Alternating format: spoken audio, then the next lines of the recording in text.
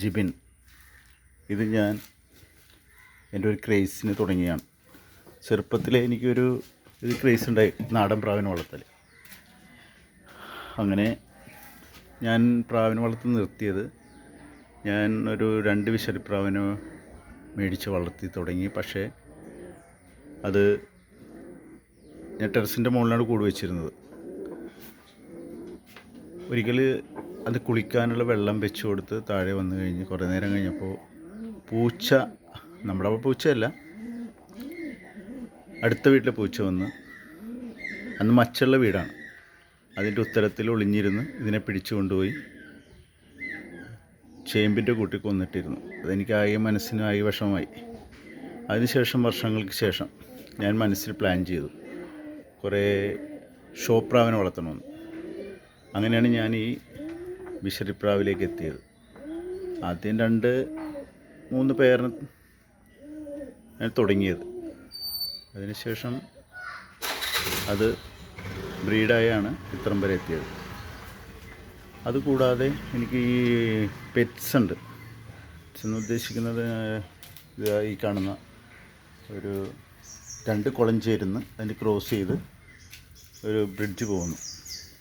ഇതിനകത്ത് ആദ്യം ഞാൻ തുടങ്ങിയപ്പോൾ ഗോൾഡ് ഫിഷിന് ഇട്ടിരുന്നു. പക്ഷേ ഗോൾഡ് ഫിഷ് ഈ ഓക്സിജൻ്റെ പ്രോബ്ലം ഉള്ളതുകൊണ്ട് ഇതിനകത്ത് മോട്ടറില്ല. അന്നൊന്നും മോട്ടർ വെച്ചിട്ടുണ്ടായില്ല.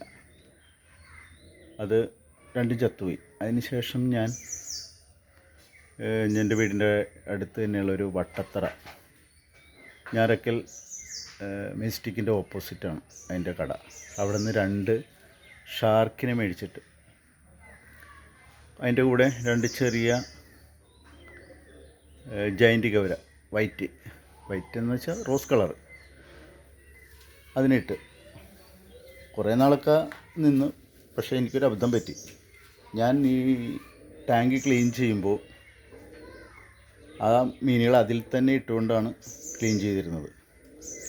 അങ്ങനെ ഒരിക്കൽ ആദ്യം 2 ഷാർക്ക് ചത്തു.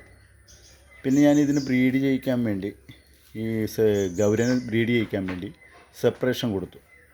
അപ്പോൾ ഈ സെപ്പറേഷൻ കൊടുത്തപ്പോൾ ഒരു പോർഷനിൽ ഷാർക്കിനെ ഇട്ട്, മറ്റ് പോർഷനിൽ ഞാൻ ഗൗരയെ ഇട്ടു. പക്ഷേ ഇതിങ്ങനെ ഫൈറ്റ് ചെയ്ത് പുറത്തു പോയി. അത് 2 ചത്തു. പിന്നീട് ഞാൻ ഒരു 2 വലിയ ഗൗരയെ ഇട്ടു. അതും ഇതുപോലെ കുറേ നാൾ കഴിഞ്ഞപ്പോൾ ചത്തുപോയി. ഇപ്പോൾ ഈ അടുത്ത് ഞാൻ 2 ചെറിയ ഗൗര മേടിച്ചിട്ടിട്ടുണ്ട്. അതുകൂടാതെ ഞാനിപ്പോൾ ഈ പ്രാവിനെക്കുറിച്ച് വീണ്ടും പറയാം. ഇതിപ്പോൾ ഈ പ്രാവിൻ്റെ കാഷ്ടം, കാഷ്ടം ഞാൻ ക്ലീൻ ചെയ്യുന്നത് ആദ്യത്തിൽ ബുദ്ധിമുട്ടായിരുന്നു. കാരണം ഇത് മാസത്തിലൊരിക്കൽ, അപ്പോൾ ഞാൻ ഞായറാഴ്ച, സൺഡേ, ഒരു മാസത്തിൻ്റെ ഏറ്റവും ലാസ്റ്റ് സൺഡേ ആണ് ഞാൻ ഇത് ചെയ്തുകൊണ്ടിരുന്നത്. പക്ഷേ അത് ഭയങ്കര ഹാർഡ് വർക്കായിട്ട് തോന്നി. കാരണം ഈ കാഷ്ടം ഡ്രൈ ആയിട്ടിരിക്കുന്നതുകൊണ്ട് ഇത് ക്ലീൻ ചെയ്ത് എടുക്കാനായിട്ട് ഭയങ്കര ബുദ്ധിമുട്ടായിരുന്നു. പിന്നെ തന്നെ ഞാൻ തന്നെ ഒരു ഐഡിയ മനസ്സിൽ കൊണ്ടുവന്നു. ഈ ഡെറ്റോൾ ഡൈലൂട്ട് ചെയ്തിട്ട് ഒഴിച്ചിടും. അതിനുശേഷം ഞാൻ ചെടികൾക്കൊക്കെ ഈ പോണ്ടിലെ വെള്ളം ഒഴിച്ച് കൊടുക്കും. അപ്പോൾ ഇതിനകത്ത് ഇതൊക്കെ ഈ പോണ്ടിൻ്റെ ഈ മീനുകളുടെ കാഷ്ടവും ഇതുള്ളതുകൊണ്ട് അതൊരു വളമായിട്ട് മാറുകയും ചെയ്തു. അപ്പോൾ അതിപ്പോൾ ഇത്തിരി വളരെ എളുപ്പമായിട്ട് തോന്നുന്നുണ്ട്. പിന്നെ ഇതുങ്ങളെ ഞാൻ ഈ വീട്ടിൽ നിൽക്കുന്ന ദിവസം, അതുപോലെ ഞായറാഴ്ച ദിവസം ഇതുങ്ങളെ പുറത്തിറക്കും.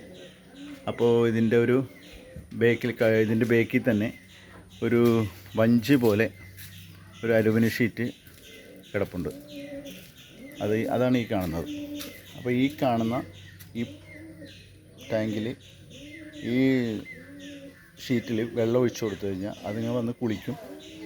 അതിനുശേഷം അതുങ്ങ വെയിൽ കിടന്ന് ഉണങ്ങി കുറേ നേരം കഴിയുമ്പോൾ, മിക്കവാറും ഒരു 2 മണിക്കൂർ കഴിയുമ്പോഴായിരിക്കും ഞാനിതുങ്ങളെ അകത്ത് കയറ്റുന്നത്. അപ്പോൾ ഇതെൻ്റെ ഒരു ഹോബിയിൽ ഉള്ളൊരു കാര്യമാണ്. പിന്നെ ഇടയ്ക്കൊക്കെ ഈ പ്രാവുകൾ ചത്തുപോകുമായിരുന്നു. കാരണം ഞാൻ ഈ ഗോതമ്പ് മിക്സ്ഡ് ഫുഡൊക്കെയാണ് കൊടുത്തിരുന്നത്.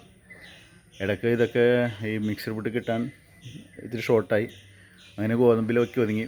പിന്നെ കുറച്ച് അരി കിട്ടാമെന്ന് വെച്ചപ്പോൾ അരി കൊടുത്തു. അരി കൊടുക്കാൻ തുടങ്ങിയപ്പോഴാണ് ഇതിന് ചത്തു തുടങ്ങിയത്. ഇപ്പം ഞാൻ അരി നിർത്തി ഗോതമ്പ് തന്നെയാണ് കൊടുക്കുന്നത്. അതുകൊണ്ട് വലിയ പ്രശ്നമില്ലാതെയൊക്കെ പോകുന്നുണ്ട്.